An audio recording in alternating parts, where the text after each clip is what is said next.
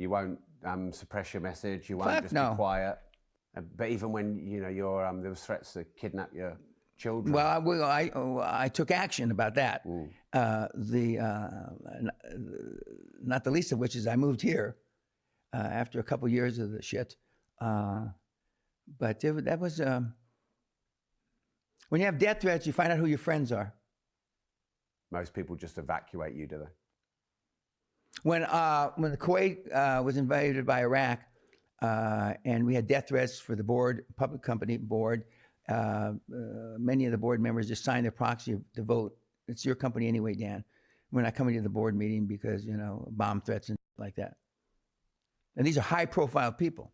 Do you think maybe some of the big funds like BlackRock, Vanguard, they have a lot of money in a lot of the big companies. Do you think they have a lot of control, a lot of power? Yeah, but not the kind of power that you would think. They don't have power other than getting on boards and trying to force the management to do a different thing, okay? And most of those changes are not all woke related, but almost all woke related. But they have the power.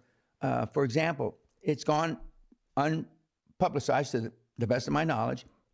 BlackRock, maybe Vanguard, and one other of the big funds are closing down their alternative energy funds. Now just let's think about this for 20 seconds.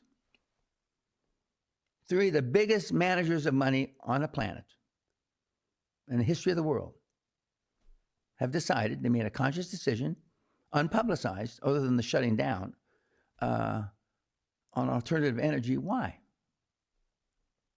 Why would they do that? I can tell you why. Well, because I'm not infringing on your intellect, because they know that the long-term, intermediate and long-term rates of return aren't going to be there. Well, why else would they put their money in or take their money out? Because the story has changed. From Al Gore in 2008 said that by 2014, we were going to have no snow in the North and South Pole. That's what he said. And that was obviously a load of bollocks.